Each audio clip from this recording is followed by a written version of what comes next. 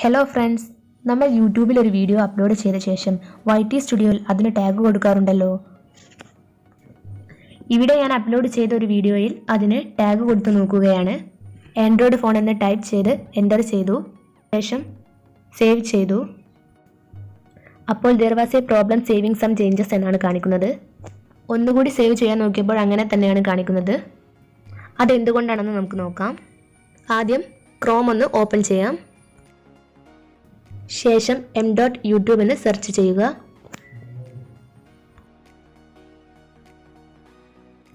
മുകളിൽ റൈറ്റ് സൈഡിലുള്ള 3 ഡോട്ടിൽ ക്ലിക്ക് ചെയ്ത് ഡെസ്ക്ടോപ്പ് വ്യൂ ഓപ്പൺ ചെയ്ത് വെക്കുക. ശേഷം സൂം ചെയ്ത് ലോഗോയിൽ ക്ലിക്ക് ചെയ്യുക. അതിൽ യുവർ ചാനൽ ക്ലിക്ക് ചെയ്യുക.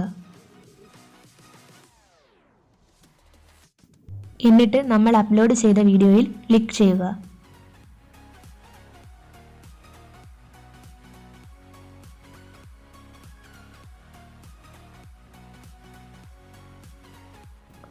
വീഡിയോയുടെ താഴെയുള്ള എഡിറ്റ് വീഡിയോ എന്ന ഓപ്ഷനിൽ ക്ലിക്ക് ചെയ്യുക.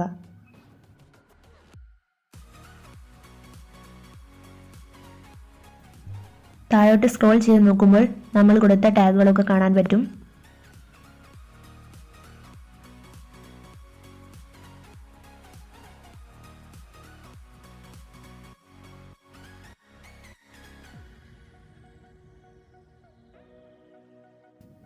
ഇവിടെ നമ്മൾ നേരത്തെ കൊടുത്തതുപോലെ ആൻഡ്രോയിഡ് ഫോൺ എന്ന് ടൈപ്പ് ചെയ്ത് നോക്കാം.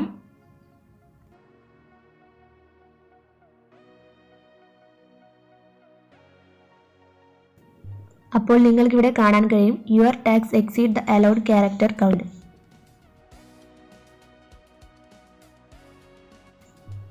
ഒന്ന് താഴോട്ട് സ്ക്രോൾ ചെയ്ത് നോക്കുമ്പോൾ നമുക്ക് കാണാം 503/500 എന്ന്. ഇവിടെ മാക്സിമം ക്യാരക്ടർ കൗണ്ട് എന്ന് പറയുന്നത് 500 ആണ്.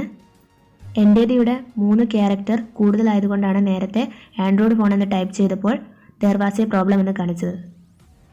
ഇനി ഇവിടെ ആൻഡ്രോയിഡ് ഫോൺ എന്നതിന് പകരം ആൻഡ്രോയിഡ് മാത്രം ടൈപ്പ് ചെയ്ത് നോക്കാം.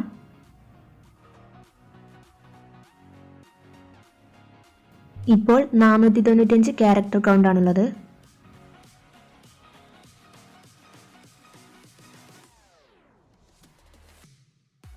ഇനി ഒന്ന് സേവ് ചെയ്ത് നോക്കാം. ഇപ്പോൾ ചേഞ്ചസ് സേവ് ആയത് കാണാം.